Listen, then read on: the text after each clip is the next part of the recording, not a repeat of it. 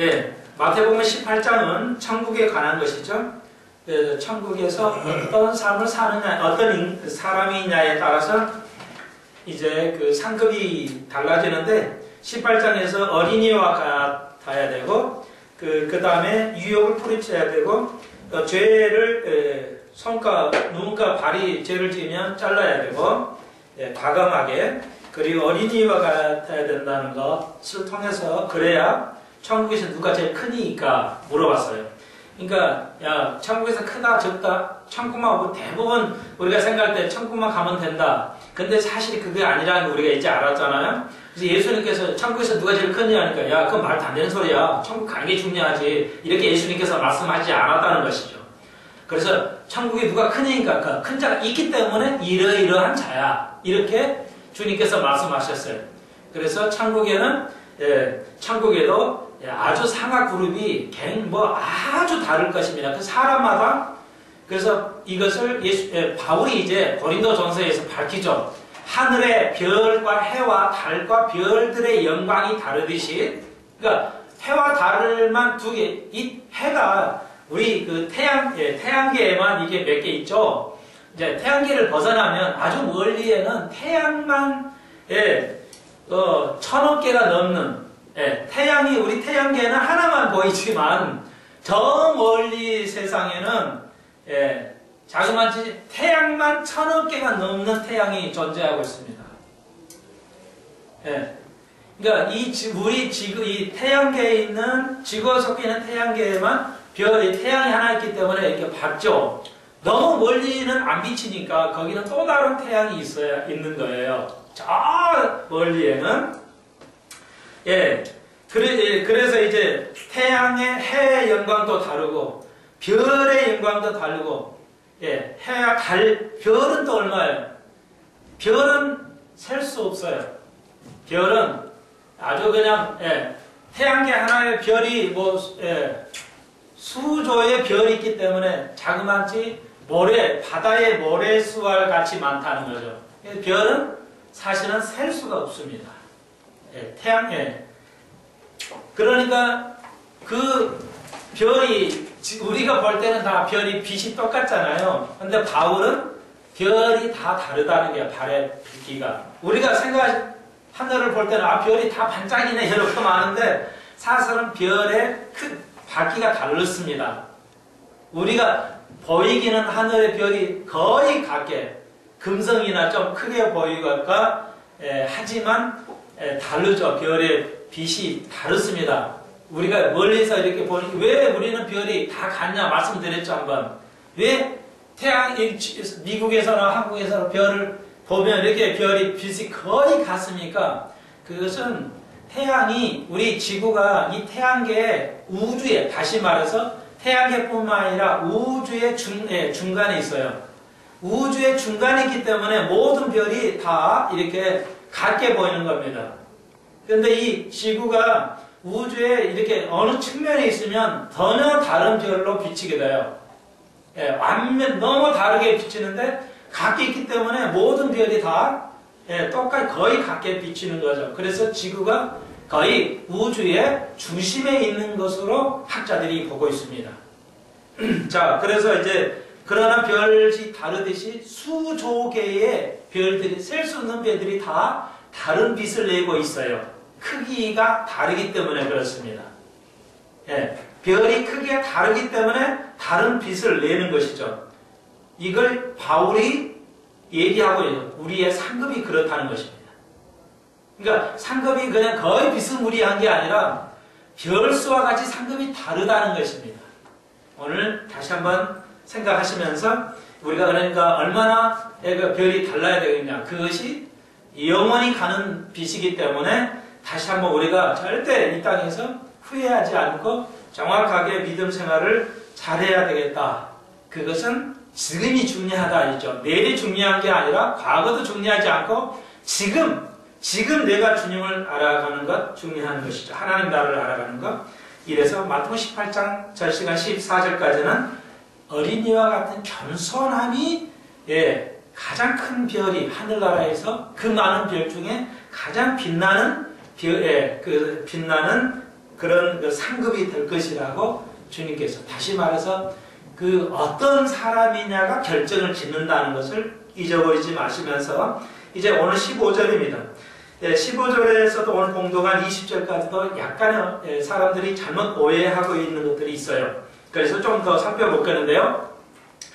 자, 이제 공독한 것처럼요. 형제가 죄를 지어요. 그러면 우리는 덮는 거거든요. 그래서 사랑은 허다한 허물을 덮는 건데 이건 또 다른 얘기거든요. 그래서 이제 두 가지, 항상 두 가지가 이 세상은 어느 한쪽만 얘기하면 안 돼요. 두 가지를 이야기해야 되는데 사랑은 허물을 덮는 거고 오늘은 형제가 잘못하거든 가서 그걸 고하라는 거예요. 이게 전혀 어떻게 보면 반대의 성격이에요. 그러면 이게 어떻게 조화를 이룰 것이냐. 자, 이게 어떻게 사랑은 지적을 하고 사랑은 또 덮어야 되는데 이것이 충돌하면 안 된다고 그랬죠. 모순이 없어야 돼요. 두 개가 같이 맞는 거야 하려면 어떻게 해야 되냐. 이것이죠. 그러니까 먼저 답을 드리면 형제가 죄를 지으면 그것을 반드시 그것을 얘기를 해야 된다. 책망하고 교훈하고 바르게 잡고 의료교육에 유익하게 해야 된다는 겁니다. 그리고 난 다음에 덮어야 된다는 것입니다. 저는 그렇게 개인적으로 보고 있어요.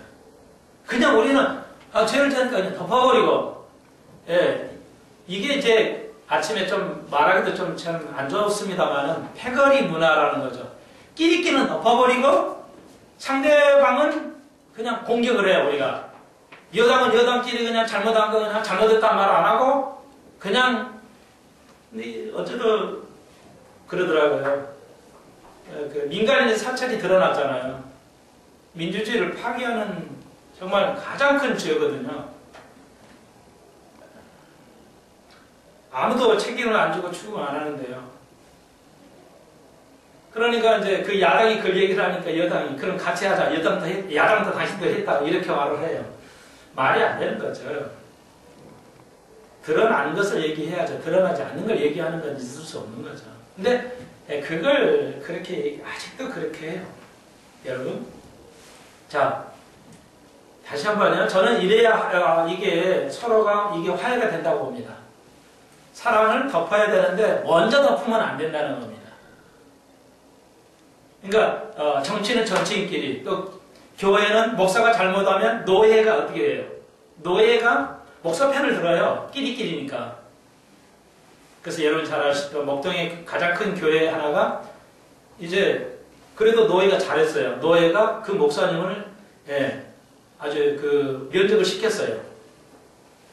엄청 문제가 생기니까 결국은 감싸다가는 사태가 그렇게 이제 악화가 되니까 결국은 노예에서 면접을 시켰어요. 교회 돈을 이제 그 해가지고 아무튼 교회 돈 때문에요.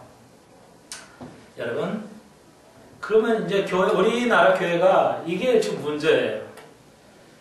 누가 형제가 잘못하면 자 이제 정리를 해드렸죠. 그리고 그걸 회개하면 덮어야 되는데 회개 안 하면 덮으면 안 돼요. 그러니까 먼저 덮으면 안 된다. 내 식구니까 내 사람이니까 덮고 성격 있잖아. 다시 한번요. 절대 한쪽 면만 있는 건 아니다. 그래서 한쪽 면만 있는 건 아니다. 양쪽 면이 있다는 것이죠. 두 쪽 면이. 그래서 우리가 이걸 살펴봐야 됩니다. 다시 한번요. 여기 말씀대로 이게 우리나라 교회들이 우리들이 너무 안 하고 있어요. 너무 성경대로 안 살고 있다는 겁니다. 하나님의 나라는 이런 것인데 하나님의 나라는 무엇으로 우리의 우리가 어떤 사람이냐 평가되는데 죄를 범하거든. 그러니까 여기서는 뭐냐면 하나님 나라는 뭘 평가하고 사람이 되고 뭐든 여기서 지금 죄를 졌어요. 잘못을 누이쳐야 된다는 것입니다. 그러니까 정직해야 된다는 거예요. 오늘 봉독한 것은 뭘 가지고 얘기하냐면 정직해야 된다는 거예요. 내가 잘못했으면 잘못했다는 것을 인정하는 그런 게 하나님의 나라라는 거죠. 근데 계속 뭐예요? 우리 문화가 이렇게 안 됐기 때문에 성경적으로 안 사니까 교인들이나 누가 잘못하면 말을 안 해. 서로 덮기가 그냥 급급해요. 교회는 사랑인데 말이야. 사랑이라는 게 그게 아니라는 것이죠. 저는. 여기 보니까 잘못을 하면 먼저 이렇게 하고 그리고 나서 그 다음에 덮어야 된다는 거예요. 그렇지 않으면 이스라엘이 하나님께 잘못한 걸 다 덮어와야 된다는 거예요. 하나님께서. 아나니아 삽비라의 잘못에 대해서 덮어야 된다는 거죠. 교회가. 그 만약에 우선하면 덮어야 되는 게 우선한다면요.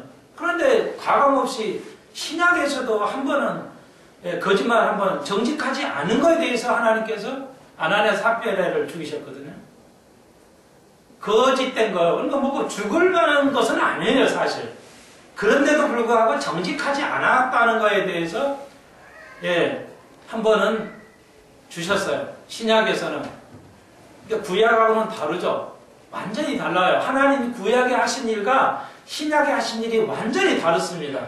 그것이 바로 아까 말씀드렸던 우리가 토론 얘기를 했던 예수 그리스도의 제사장의 역할을 완벽하게 하셨기 때문에 완벽하게 하셨기 때문에 성취하셨기 때문에 우리가 주님을 맛보지 않죠. 좀 곁길로 가지만 한 발짝 더 나가볼까요? 자, 그러면 우리가 조금 얘기를 우리가 했는데, 그래서 예수님께서 멜기세덱의 반차를 따라서 아브라함이 11조를 드렸거든요. 전 재산의 11조를 드렸어요. 자, 우리 한 번 더 우리 복습해 볼까요? 11조는 무슨 의미가 있어요? 그렇다면 우리가 지금 드리는 11조는 어떤 의미가 있기 때문에 아브라함이 드렸고 우리가 드리는 것이죠? 예? 하나님의? 그렇죠. 그러니까 하나님의 다른 말로 해봅시다. 우리가 적용하기 위해서 하나님의 것. 하나님의 것은 다른 말로 말하면 또 뭐라고 할 수 있어요? 맞아요. 예? 예? 믿음의 고백 다 또 집사님 말씀하세요. 한번 해보세요. 또 뭐였어요? 정직한 것? 예. 예, 다 맞습니다. 저는 이제 이렇게 할게요. 11조는 하나님의 것이라는 개념이 맞아요. 제가 그렇게 가르쳐 드렸는데 하나님의 것이거든요. 그러니까 신학적인 용어예요. 이건 신학적인 측면에 봤을 때 하나님의 것이라는 걸 인정하는 행위예요. 그걸 적용할 때 우리에게 그러면 11조가 어떤 의미가 있냐? 아브라함이 11조를 드릴 때가 최초인데 우리가 11조를 지금 드리는 이유가 뭐예요? 그냥 하나님 거니까 이거 안 돼. 속이면 안 돼. 그냥 그런 게 이거 속이면 안 돼. 이러면 너무 율법적이 되잖아요. 그죠? 우리가 이건 뭐 하나님 것인데 더럽지라면 안 돼. 예? 덜어내는 거요? 내가 남의 욕심이 없다. 그거로 그것도 거의 완벽한 거라고 볼 수 있어요. 표현이 좀 다른데 제가 표현을 막 순간순간 이해를 잘 못해서는데 저는 그렇게 생각해요. 11조라는 게 하나님의 것이죠. 다시 말해서 나라는 거죠. 내가 하나님의 것이라는 거예요. 그러니까 나를 어떻게 해요? 드려야 하잖아요. 그게 다른 말로 제사하는 거예요. 너희의 산 제물로 예배 드리라는 거죠. 히브리서에. 그러니까 몸으로 드릴 수는 없잖아요. 그러니까 내가 그걸 대신해서 우리 구약에는 실제 그런 동물을 가지고 신약에서는 똑같은 거예요. 내가 11조라는 헌금을 통해서 돈은요 생명보다 더 귀해요. 우리가 돈은 생명과 같은 거예요. 그렇지 않아요? 생명처럼 돈을 여기에 또 생명보다 더 귀하게 여기에 돈을 사람들이 그래서 주님께서 보물을 하늘에 쌓으라는 것이죠. 그러니까 11조라는 건 이렇게 이해하십시다. 그게 신약에서도 똑같아요. 구약의 원리가 내가 11조를 통해서 나를 드리는 거거든요. 주님. 나를 온전히 드려요. 11조를 통해서 내가 가장 귀한 거 희생에 나를 비우는 거예요. 욕심을 나를 완전히 비워서 주님 앞에 드리는 거예요. 그러니까 아브라함이 아는 것이죠. 자기 정말 그 금쪽 같은 생명 같은 11조를 멜기세덱에게 드림으로써 자기가 완전한 그 희생 그게 참 제사라는 것이었죠. 그것을 들을 수 있었다는 것 이렇게 이해하시면 좋겠습니다. 여러분 11조를 드릴 때 감사헌금도 마찬가지예요. 내 몸을 어떻게 드리나? 예, 우리의 삶을 통해서 그렇게 하지만 그걸 표현할 때 나의 가장한 내 생명을 나의 가장한 것 내가 가치 있는 걸 주님 앞에 드립니다. 나를 완전히 희생하고 내 좋은 것을 하나님 앞에 드린다 이런 것이죠. 자, 좋아요. 이제 뭐 조금만 더 지나가면 여러분이 술술 이제 제가 어떻게 물어도 여러분이 이해하실 것 같은데요. 자, 그래서 자기의 이제 정직인데요. 오늘 이 문장에서 하나님 나라 우리가 이 문화를 안 하고 있어요. 전혀 저도 목사 되기 전에 깨닫지 못했어요.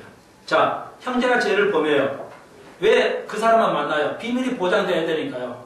이 밝혀지면 안 되잖아요. 그러니까 밝혀져도 될 거 있고 밝혀지지 않아도 안 해야 할 것이 있어요. 그러니까 개인적으로 먼저 그 사람 인격을 존중해서 먼저 이제 죄를 문제가 생겼으면 이제 갑니다. 가가지고 얘기해요. 공고를 하죠. 책망을 해야 돼요. 권유해야 됩니다. 말을 들으면 얻는 거예요. 내 형제가 되는 거예요. 그런데 말을 안 들어요. 내가 언제 그랬냐? 그러면 우리는 어때요? 이때는 한 사람, 두세 사람, 또 다른 사람, 한 사람이든 두 사람이면 증인을 세워가지고 봤다. 내가 그거 아는데 말이야. 당신 죄를 졌어. 이렇게 이제 얘기를 하면 예, 얘기를 해요. 그래도 인정을 안 해. 그러면 이제 이때는 공식적으로 교회 앞에 내놔야 돼요. 이 문제를 교회 앞에 내놓고 이제 어떻게 처리할 거냐. 이렇게 했는데도 말을 안 들어요. 그러면 이방인처럼 여겨버리라는 거죠. 그건 매몰차게 하라는 말이 아니라 그렇게 격리를 시킴으로써 예, 이제 깨닫게 하는 것이죠. 그러니까 격리됨으로써 깨닫게 하는 거예요. 그러니까 우리는 아이들이 이제 요즘은 초등학교 그렇진 않습니다만 우리 옛날에는 초등학생 말 안 듣면 때렸어요. 선생님이. 나는 지금도 때려야 된다는 생각을 가지고 있어요. 때려야 되는데 어렸을 때는 때려야 돼요. 나이 들면 때려야만 안 되죠. 근데 어렸을 때 초등학교 한 3학년 이하에는 때려야 돼요. 그래야 효과가 있어요. 근데 미국 같은 데는 또 어떻게 하냐면 아이를 말을 안 듣자면 격리시켜요. 구석지에도 앉혀놔요. 그러니까 미국 아이들은 격리되는 거 못 견뎌요. 우리는 때려야 이제 못 견디고 미국 아이들 같은 애들은 격리를 시켜놓으면 혼자 있으니까 죽으면 이제 그냥 여러분 감옥에 혼자 있어봐요. 감옥에 독방을 쓰면 아주 죽어요. 제수끼리 같이 있어야지. 그러니까 이렇게 이방인처럼 대화도 안 해요. 이방인은 유대인들이. 그러니까 세리 아주 그냥 매국노죠. 그러니까 이렇게 여기라는 거예요. 좀 격리를 좀 하라는 거예요. 그럼으로써 이렇게 하면 혼자 안 되겠구나 이렇게 생각하고 예, 이렇게 깨달을 수 있도록 이렇게 하기 위해서 한다는 것입니다. 예, 우리나라는 이 문화를 전혀 이해하지도 않고 받아들이지 않고 있어요. 우리가 알다시피 가정에서, 교회에서, 국가에서 어느 단체에도 예, 우리는 해야 된다. 참으로 어려운 일이에요. 예, 저도 잘못을 지적하고 하기가 참 힘들어요. 이해 못하는 게 아니에요. 그러나 이렇게 해야 된다. 그래야 형제를 얻을 수 있어요. 그래서 제 이해를 좀 양해를 해주시고요. 우리는 그 끼리끼리 문화가 있기 때문에 어떤 단체에는 전혀 얘기를 안 하고, 예. 그러니까 국방 이번에 내려왔잖아요. 북한 병사가.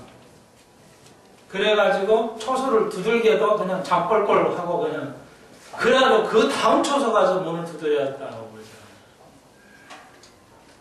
이거 정말 있을 수 없는 일들이죠. 그러니까 왜 감춰요? 자기도 다 죽게 생길 거니까 감추는 거야. 그러니까 자기끼는 살아도 국방은 나라는 다 죽을 수가 있다는 겁니다. 예, 드러내야 되는 거예요. 그러니까 그것이 그렇게 해야 되지 이걸 감춰버리면 계속 죄를 범하게 돼요. 여러분 알다시피 하나부터 10까지요. 이렇게 잘못을 가리키려는 게 참 힘이 들어요. 저도 말하기도 힘이 들고요. 여러분 그러나 꼭 필요한 것은 해야 되겠다는 거죠. 여러분이 가정에 또 교회에서 국가가 개인적으로 사회가나 단체가 잘못하면 목사에게도 말하십시오. 어떤 목사예요? 우리 교회끼리만 안 해요. 다른 교인들에도 교회는 하나입니다. 누구라도 잘못이 있을 때는 말해야 할 때는 말을 하시라. 예, 저에게도 제가 잘못하고 있으면 개인적으로 말씀하십시오. 해야만 됩니다. 예, 해야만 됩니다.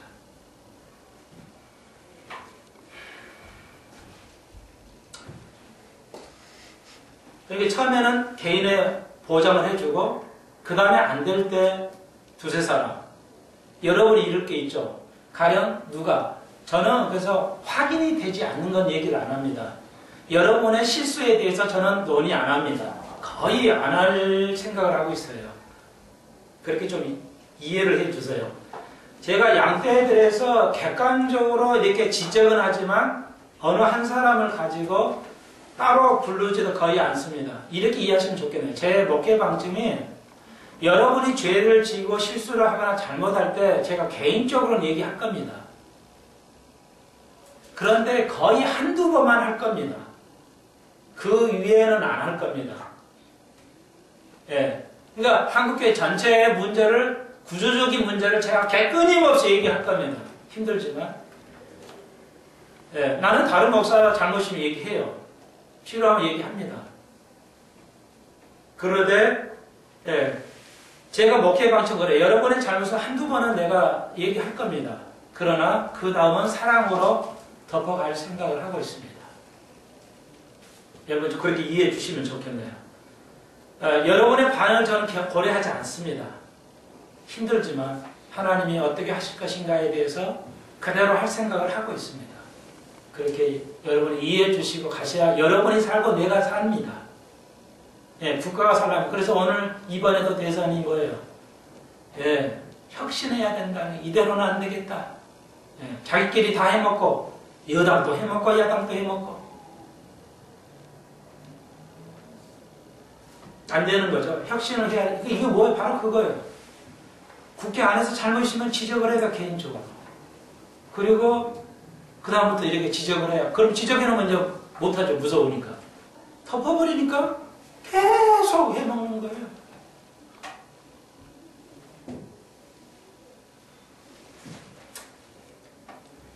그러니까 지금 뭐예요? 정직해야, 내가 죄를 졌으면 정직해야 된다는 게 하나님 앞에요. 정직해야 되는 걸 얘기하는 거예요. 그러니까 여러분 꼭 이렇게 한번 해보십시오. 내 자신에 대해서 이렇게 하시고 공개적으로 할 수 있어도 괜찮은 것이라면 하셔야, 고백을 하셔야 여러분이, 우리가 겸손해집니다. 그러니까 국회의원들은 그 권위가 있어가지고 감옥 이렇게 검찰 들어갈 때도 인정하십니까? 그러면 뭐예요? 기자들 인정하십니까? 받은 거 뇌물박 인정하십니까? 그러면 검찰에 밝히겠으면 나만 하죠. 잘못했다 이거 해야 되거든요. 국회의원이기 때문에 국민에 대한 책임이 있어요. 그렇기 때문에 잘못했습니다 해야 돼요. 안 하잖아요. 막 절대 안 해요. 여러분 잘못된 거예요. 꼭 여러분의 가정에서 또 교회에서 단체에서 지혜롭게 꼭 이렇게 해보시기 바라고요. 그 다음에 제가 우리 교회 할 때 제가 우리 교회가 누가 잘못했다 그러면 제가 목사님 누가 잘못했어요. 그러면 저는 절대 그 사람 말을 듣지는 않습니다. 듣기만 하지 두세 사람이 더 증인이 세워지면 그때는 제가 그걸 받아들여요. 그리고 본인에게 확인을, 아직 그렇게는 안 했지만 예를 들자면 확인을 합니다. 집사님이 이렇게 했었습니까? 증인이 있습니다. 이렇게 할 거예요. 아직은 그렇게 안 했지만. 그렇게 하시라는 겁니다, 여러분. 여러분, 주의를 한 가지만 하셔야 돼요. 누가 그랬다고 하는 거 들었을 때, 그게 절대 그 소리를 100% 받아들이지 마십시오. 반드시 두세 사람의 증인이 있을 때 비로소 문제를 제기하셔야 돼요. 근데 우리가 이게 습관이 안 돼 있어요. 저도 이것 때문에 솔직한 얘기지만 빅터 목사님한테 대한테 혼났어요. 빅터가 날 뭘 했어가 아니라 내 스스로 깨달았다는 거예요. 어떤 문제가 있었어요. 전에 어떤 목사님에 대해서 아, 나 그 목사님 이렇게 했을 거예요. 그랬더니, 언제 그렇게 하셨어요? 그분이 그거 했다는 거 다른 증인 있습니까? 말이 안 나오더라고요. 완전히 당했어요. 이것 때문에. 이 구절. 끊어가지고, 목사님 언제 그러셨어요? 아, 우리가 아직도 모르구나. 미국 사람들은 그 한 사람 말하는 게 저 귀를 안 들은 거예요. 증인이 있을 때 반드시 그 다음에 실천에 옮겨요. 그래서 우리가 확실히 문화적으로 뒤지구나. 나중에 알아보니까 아닐 수도 있거든요. 우리는 목사 그랬대 그러면 그냥 디립다 막 얘기하고 누가 그랬든 그랬는 거예요. 자, 우리 이제부터 좀 바꿉시다. 뭐예요? 증인이 있을 때 한해서, 확인이 될 때 한해서 서로 그것이 잘못이거나 옳은 거나 이거 판단하자는 겁니다. 남의 소리를 듣고 자기의 감화지만 가지고 있으십시오. 근데 오늘 우리의 교인들은 누가 어쨌더래, 장로님 어쨌더래, 목사 어쨌더래, 그러면 서로 막 그런 줄 알고 소문이 돌아갔다가 결국은 그것이 하나님께서 책임을 묻더라는 겁니다. 네, 책임을 묻더라는 겁니다. 제가 그 이상은 얘기 안 하겠어요. 여러분 이해하실 줄로 믿고. 그랬더니, 그래서 제가, 갈보리 체육부로 실제 이렇게 합니까? 그렇대요. 아, 그냥 교인들하고 얘기를 했는데도 말을 안 들어줘요. 교회는 나오는데 아무도 대화를 안 해요. 그 몇만 명 교회에서 그 혼자 와가지고만 예배 드는데 아무도 거의 대화를 안 해요. 실제 이렇게 합니다. 그러니까 한대. 빅동 목사님 그러더라고요. 교회에 실제 그런 일이 있는데, 담임목사 말 안 듣고, 당회가 말해서 말 안 듣고, 그러니까, 교회에다 얘기했는데 말 안 한다. 그러니까, 거의 상대를 안 하는 이 사람이 미쳐버리죠. 혼자 와가지고, 멀쩡하다 가면서. 못 견디는 거죠. 그렇게 한다는 겁니다. 우리 교회는, 우리나라는 하나도 어떤 교회도 안 할 거예요. 문화가 안 맞으니까요. 그러나, 하나의 명령이라는 것이죠. 우리 한번 그렇게 알고나 있읍시다. 이 기준 하에 제가 목회를 하겠습니다. 여러분 좀 도와주시고 그래야 여러분이 사는 겁니다. 예, 우리 자녀들이 살고 우리 후손이 사는 겁니다. 자, 그랬더니 18절 진실로 너희가 이르노니 무엇든지 너희가 땅에서 매면 하늘에서 매일 것이고 무엇 땅에 풀면 하늘에서 풀리다. 이거 이제 베드로에게 키를 줬기 때문에 베드로에게 주님 말씀하셨죠. 네가 열면 풀고 저는 우리가 배웠듯이 여기 또 나오네. 이것은 무엇이냐? 교회의 권위를 의미하기는 하지만요, 이런 거죠. 용서해주면 하늘 용서해주고 이런 말이 아니고요. 하나님께서 허용하신 거 있고 허용하지 않는 거 있어요. 이거 분명하게 하라는 겁니다, 지금. 예수님께서는. 이 죄를 다룰 때 하나님께서 그래, 그건 풀어주는 거, 허용이 되는 거 있어요. 그 정도 할 수 있어. 근데 하늘에서 허용이 안 되는 건 이 땅에서도 안 되게 해야 된다는 겁니다. 아이, 이건 이 정도는 봐줘야지 근데 하나님께서는 허용을 안 해줘요. 그러면 이 땅에서도 안 해야 된다는 거예요. 그러니까 교회의 권위는 뭐냐? 하나님이 생각하시는 것대로 해야 된다는 거예요. 그렇죠? 우리의 문화의 관습에 의해서 이건 봐줘야지. 이 정도는 봐줘야지. 근데 하나님께서 안 된다는 것은 메인 것은 메인대로 해야 된다는 것이죠. 여러분 아시겠어요? 그러니까 내 주관대로 판단하지 마시고 하나님의 주권하에서 허용되는 거 안 되는 것을 우리가 해야 된다는 것입니다. 조심해야 돼, 이거. 우리가 사람을 정죄하고 판단할 때 조심해야 할 일이에요. 우리는 남을 너무 쉽게 판단해요. 우리 민족들은. 조금 죄송스럽지만 우리 대한민국은 남을 너무 빨리 판단해요. 정치인들 보면 그냥 증거 없는데 그냥 얘네를 어쩌고 그냥 증거를 내놓고 얘기를 해야 되는 것이 맞는 건데 증거가 드러나지 않을 때 말해서는 안 돼요. 절대. 누가 아무리 잘못을 해도 증거가 드러나지 않을 때는 말을 안 해야 되는 거예요. 증거를 내놓고 얘기를 해야 되는데 아직도 정치인들의 수준이 낮아요. 그냥 아주 그냥 필요하면 그냥 정서적으로 그냥 갖다 대꿔놓고 문제 일으켜놓고 이런 짓들을 한단 말이죠. 분명히 얘기를 해야 돼요. 토론하는 교수들이 양 똑똑치가 뭐냐, 내가 볼 때는. 죄송하지만. 이겁니다, 분명히. 자, 그러면서 이제 우리가 또 오해하고 있는 게 하나 이거예요. 두세 사람이 모이는 곳에는 내가 함께하마 무엇이니 구하니까 다 이루어 주신다. 이거 봐라. 우리가 두세 사람 모이니까 여기 문맥을 보십시오. 성경을 이해할 때 문맥을 보셔야 돼요. 그러니까 두세 사람이 모이니까 함께한다. 우리가 늘 기도해요. 그럼 틀린 건 아니에요. 우리가 이렇게 작은 숫자 모여도 하나님께 다 축복하십니다. 하는데 한 사람이 모이든 10사람이 모이든 다 기도를 했는데 여기서 말씀하시는 것을 우리가 오용하시면 안 돼요. 이거죠. 왜 이거 말씀하시냐면 어떤 아는 형제잖아요. 그러니까 형제예요. 형제의 잘못을 지적한다는 게 쉬워요? 미국 사람도 어렵고 우리도 어려워요. 어느 민족이나 어려운 겁니다. 내 목사에다가 내 양을 얘기하기가 쉬운 게 아니에요. 정말 어렵습니다. 정말 어려워요. 이게 격려하는 겁니다. 야, 내 두세 사람이 모아서 이 일을 할 것인데, 두세 사람이 하려면 이거 얼마나 힘든 일이에요. 그러니까 하나님이 격려하시는 거예요. 해야 된다는 겁니다. 그러니까 너희 둘이 그렇게 그런 일을 할 때 내가 함께 하마. 너희 둘이 하는 게 네가 하는 게 아니야. 내가 함께 있어. 그렇기 때문에 이 일을 반드시 하라고 지금 말씀하신 거예요. 그러니까 그런 상황에서 주신 것이지 그냥 작은 교회 두세 사람이 모아서 하나님 축복한다. 이런 말이 아니에요. 전혀. 그렇죠. 문맥이 결정하는 거니까. 그러니까 굉장히 이 일을 좋은 일은 다 좋아하는데 교회에서 바른 말이 잘한 건 싫어하잖아요. 바른 말 잘하는 사람 싫어해요. 교회에서든 사회에서나. 바른 말 잘하는 사람 말 많은데 말이에요. 정서가 안 받아들이는 게 이게 우리 사회가 그런 사회잖아요. 그러니까 예수님께서는 이럴 때 네가 힘들겠지만 내가 함께 하마. 두세 사람이 10,000명을 대상으로 그 옳은 얘기를 해야 되는데 말이야. 교회를 살리는 건데 말이야. 너희 둘만 있는 게 아니야. 내가 꼭 그 어려울 때 내가 함께 하마. 특별하게 이 형제의 잘못을 지적할 때 주님께서 두세 사람 있는 곳에 함께 하마 하신 거예요. 여러분 아시겠죠? 네. 그러므로 여러분이 옳은 일을 하시는 것에 대해서 하나님 함께 하신다. 그리고 목회자가 어려움을 가지고도 있다는 것. 그래서 그러나 맨날 내가 잘못할 때마다 지적하냐 아니다는 거죠. 여러분 아시잖아요. 그러니까 여러분이 혹이라도 이렇게 생각할 수 있잖아요. 여러분이 부모도 안 믿고 자식도 안 믿고 형제도 안 믿고 뭐 이렇게 친척도 안 믿고 예를 들자면 그러면 여러분이 얼마나 마음이 힘드셔요. 그죠?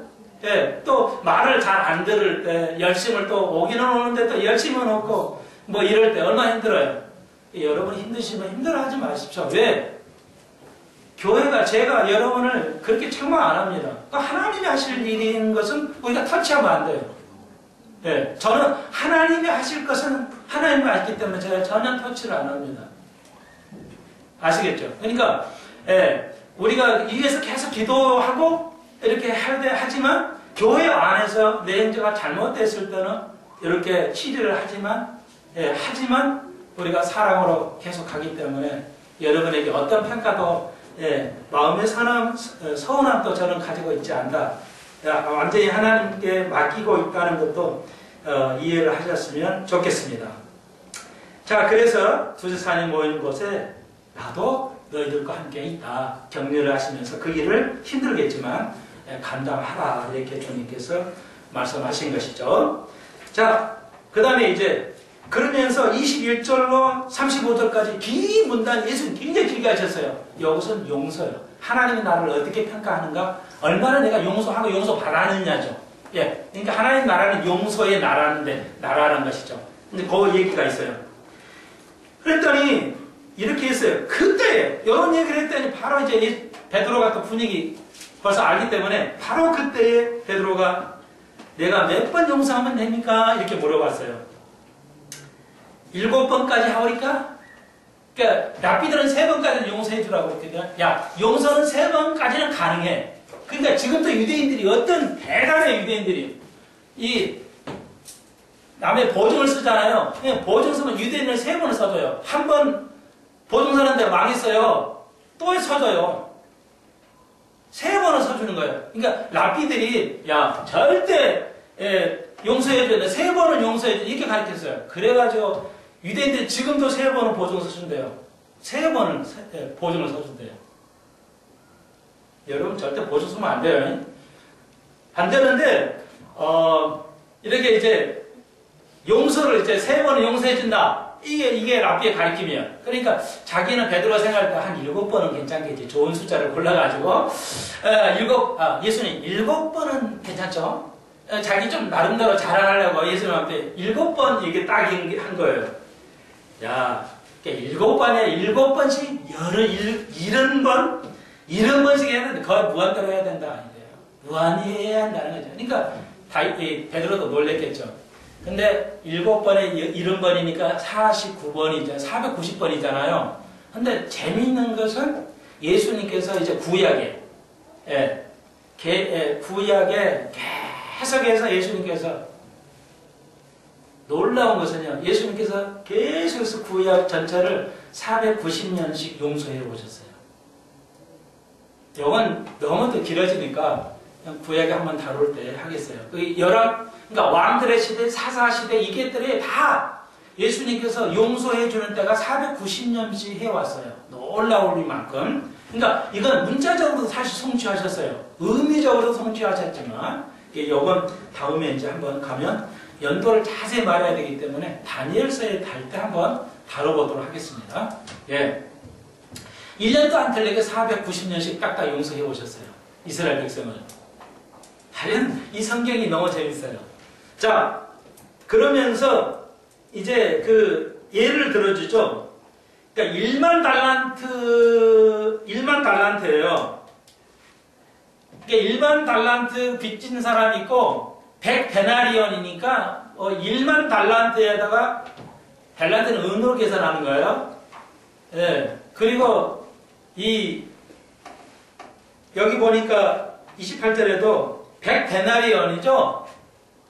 이건 게임이 안 되는 거예요.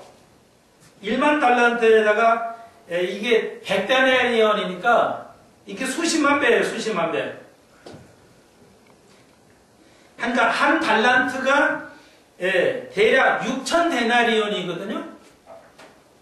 그러니까 1천 한 달, 숫자가 내가 약해가지고 다시 한번은 한 달란트는 6,000데나리온이요. 그런데 100데나리온 빚진 사람이 있고 1만 달란트니까 수십만 배죠. 그렇죠. 어떻게 계산해도 수십만 배예요. 그러니까 이 빚진 자가, 그러니까 1만 달러 빚진 자가 이 100데나리온의 빚진 자를 용서 안 해줘요. 야, 그거 가져와야지. 그러니까 주인이 해가지고 이제 그 채권자가 1만 달란트 빚진 자에게 와가지고, 야, 너는 그 쬐끄만 것도 안 갚아주고 내가 너 안 갚아. 감옥에 가. 이런 이제 예화를 드셨어요. 예수님께서. 굉장히 긴 장이죠. 21장 1에서 35절 긴 절이잖아요. 용서. 그러니까 왜 이렇게 기나? 여러분 잘 아시죠? 용서를 비유를 들어서 말씀하시는데 길게 하셨어요. 다시 말해서 용서가 어렵다는 겁니다. 그래서 용서의 비유를 길게 하셔서 예수님께서. 용서가 그렇게 어렵다는 거예요. 당연하죠. 용서하기가 어려운 거예요. 우리가 용서하기. 우리가 계속 용서해. 그러니까 여기 이제 허물을 덮는 얘기 나오시죠? 그러니까 반드시 잘못은 지적을 얘기하시고 또 그 용서함 받을 수 있는 허물을 덮는 얘기를 하셔요. 주님께서. 항상 두 가지를 고르게. 그래서 이제 그 빚진 자의 비유를 드셔서 이렇게 얘기하셨습니다. 여러분, 하나님의 나라는 용서함으로 평가받는다는 것이죠. 하나님 나라는 용서해야 돼요. 그러니까 자, 앞에서 먼저 우선 나왔죠. 뭐 하면요? 회개하면 용서하면 형제를 얻는다는 겁니다. 그러니까 그냥 허물 덮어서가 아니라 앞에서 먼저 언급되어 있죠. 그가 인정하면 형제로 받아들인다는 것이죠. 그러니까 여러분 미리 용서하지 마십시오. 미리 그냥 이렇게 용서하시면 안 돼요. 반드시 뭐 할 때? 고백이 이루어질 때 그 다음에 용서가 필요한 것이다. 이거 굉장히 중요합니다. 다시 한번 이 용서의 어려움을, 고백의 어려움도 용서의 어려움을 얘기하고 있습니다. 우리가 당하면 용서가 잘 안 되잖아요, 여러분. 여러분의 삶 속에서 당한 거에 대해서 용서가 잘 안 되잖아요. 용서하는 사람이 돼야 된다는 것입니다. 왜?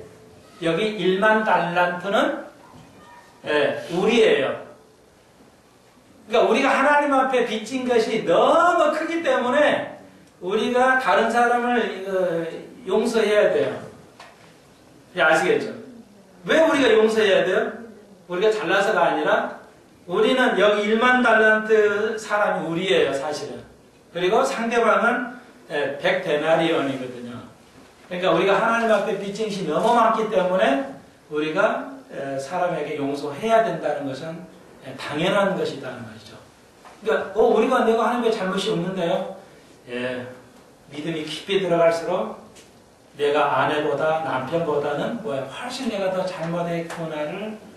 여러분 요즘은 방송이 할 게 없으면서 그런지 몰라도 매일 부부 싸운 것만 나와요. 그러죠? 부부 싸움 하는 것만 나와요. 예, 네가 잘했냐 내가 잘했냐 하면서 막 말로 상처 다 줘요. 근데 성경을 아는 사람이 방법이 안 되겠구나, 화해가 안 되겠구나를 알 수 있죠. 여러분, 용서를 하셔야 돼요. 용서를 안 한다 하더라도 사실은 용서해야 되고요. 절차는 그렇다는 거 이해하시면 좋겠어요. 왜 이렇게 할까요? 하나님 나라는 네가 누구냐에 따라서 결정을, 내가 얼마큼 용서를 많이 하느냐에 따라서 하나님의 상급이 결정되기 때문에 아주 중요한 것입니다. 여러분이 그렇게 이해를 하셔야 되겠어요. 네, 그래서 오늘 손이 보신다고 그랬는데 금방 아까 예배 전에 전화 왔는데 좀 찾으러 와서 그런지 늦었는지 모르겠는데 참여를 좀 해야 되는데 다 가버리면 누가 그래서 예배를 좀 늦춰야 되겠어요. 예, 농담이지만요. 조금 늦춰야 되는데 좀 일찍 오시려면 와야 할 수 있는데 예배는 참여 안 하고 오시는지.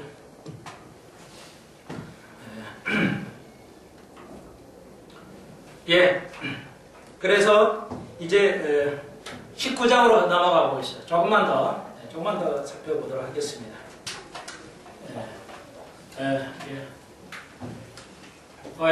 Okay. Thanks.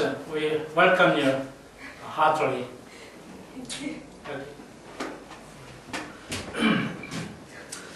오케이. 자, 19장 조금만 더 다루어 보겠습니다. 마태복음 19장.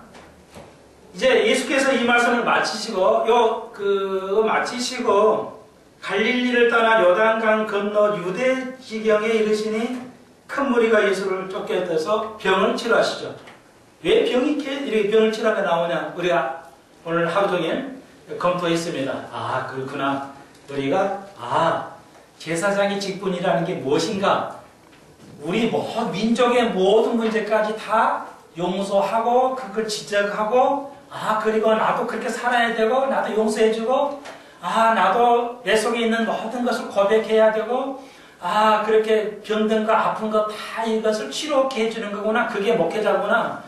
양떼들이 그 고통을 당하는 거에 대해서 치료를 해줘야 되는 거구나. 그것이 예수의 사역이 완성해 가고 있는 거구나. 우리도 그렇게 제사장으로 살아가야 되겠구나. 그거죠. 그렇게 연결이 되는 겁니다. 그래서 예수는 치료. 예수는 능력이 있으니까 그냥 메시아니까 해준다는 게 아니라 메시아의 자격은 바로 인간들의 고통이, 병이 다 원천으로 죄에서 오는 거예요. 지금 이거 말하는 게. 그러니까 그 죄 문제를 해결하는 것이 계속 마가도 19장에서 그리거든. 18장에서 그린 거죠. 대부분의 병들이, 그 병이 이렇게 이해하시면 돼요. 그냥 정리를 해드릴게요. 크게 나누면 두 가지예요. 사람이 그 병을 들어 죽거나 고통을 당하는 데는 두 가지 형태가 있어요. 뭐냐면 여기까지 어려울 수 있어요. 그것은 어려운 죽음, 또 어려움은 알아요. 성교하다가 이게 죽음을 당하거나 순교를 하거나 이건 어려운 죽음이에요. 그죠? 근데 거의 이유가 없이 이렇게 병 걸리거나 크게 걸리거나 이렇게 죽는 것은 대부분이 원인이 있어요. 죄의 원인이 있습니다. 예. 그러니까 여러분 주위에서 또 이렇게 그렇게 속을 이해하셔야 돼요. 그러니까 확인을 해보면 그래요. 저도 어느 병원에 갔을 때 기도하러 가는데 고대병원에 가는데 옆에서도 다 죽을 병이야. 남자 장로님이신데 기도를 해드렸더니 울면서 나한테 그러더라고요. 내가 목사님 죄를 많이 했다 하더라고요. 장로로서 심각한 죄를 졌어요. 그런데 아주 심각한 병을 얻었어요. 딱 보니까 죄진 거예요. 고백했기 때문에 그 구원을 받겠죠. 대부분이 그렇습니다. 성경에 나온 대부분의 사람들이 죽죠. 그러니까 아무튼 엘리의 아들들도 다윗의 아들도 이렇게 죽임을 당하는 것이 왜 그래요? 부모의 잘못이 아니라 본인들의 잘못을 통해서 죽임을 당하는. 그게 성경이 일관성 있게 얘기하는 거거든요. 아나니아 삽비라도 그 거짓 때문에 그럼 본보기로 죽이신 거예요. 그러니까 구약은 다 죽어요. 근데 신약은 왜 안 죽어요? 예수님께서 우리를 위해 대신 죽으셨기 때문에 신약에는 죽음이란 거의 없어요. 아나니아 삽비라는 모델로서 교회에 주신 거예요. 교회가 깨끗해야 되기 때문에 하여튼 처음과 끝으로서 아나니아 삽비라를 죽이심으로 경종해 주시는 거거든요. 자, 그겁니다. 예수님께서 19장에도 병을 고쳐주셨다. 우리도 사람들의 마음의 병, 또 이런 것들을 치유해야 할, 여러분은 치유받아야 될 사명이 있다. 이렇게 말할 수가 있습니다. 그래서 한 그 문단만 이렇게 하겠습니다. 이제 그러면서 이제 뭔 얘기를 하냐면 바리새인이 결혼 문제를 하나 끌집어내요. 그러면서 우리 인간의 문제점 중에 하나가, 그러니까 바리새인의 잘못은 뭐였냐면 나쁜 의도의 좋은 방식으로 했다는 겁니다. 그러니까 의도가 안 좋아요. 굉장히 악한 의도를 가지는데 말은 굉장히 좋게 했어요. 그러니까 이걸 조심해요. 바리새인의 잘못은 뭐예요? 나쁜 의도를 가지고 좋게 했다는 거예요. 요즘 그 시대나 지금이나 똑같아요. 이슈가 있었어요. 가장 큰 이슈가 가정이에요. 그래서 창세기, 출애굽기, 민수기, 신명기까지는 가족의 이야기예요. 모세오경은 가족의 이야기예요. 가족입니다. 그래서 이렇게 얘기를 하죠. 아무 연구 없이 아내를 버리면 됩니까? 모세는 이혼장 주라고 그러는데 이게 넘기려고요. 자기 기득권을 유지하기 위해서 바리새인이 예수님을 워낙 잘하니까 예수님을 죽이려고 기득권에 침해가 됐기 때문에 공격을 합니다. 나쁜 의도를 가지고 좋은 말로 해가요. 그랬더니 예수님께서 나눌 수가 없다 이렇게 말씀하시죠. 그러니까 그 시대에는 이런 거였어요. 그러니까 며느리가 시어머니를 좀 부정적으로 얘기해도 이혼이 되어버려요. 아주 그렇게 무서운 시대예요. 지금도 뭐 그래 비슷하겠지만 이전에는 그래요. 그러니까 시집 와서 친정어머니를 말을 좀 부정적으로 하거나 남편의 입맛에 안 맞게 반찬을 하는 것도 이혼하면 선언이 되어버리는 거예요. 이혼이 되어버립니다. 그러니까 굉장히 사회적인 문제가 돼 가장 큰 이슈였어요. 그러니까 이걸 바리새인이 끌고 이야기를 해야죠. 예수님을 공격하는 거죠. 나쁜 의도로. 나눌 수 없다는 것이죠. 그러니까 뭐예요? 용서해야 된다는 거죠.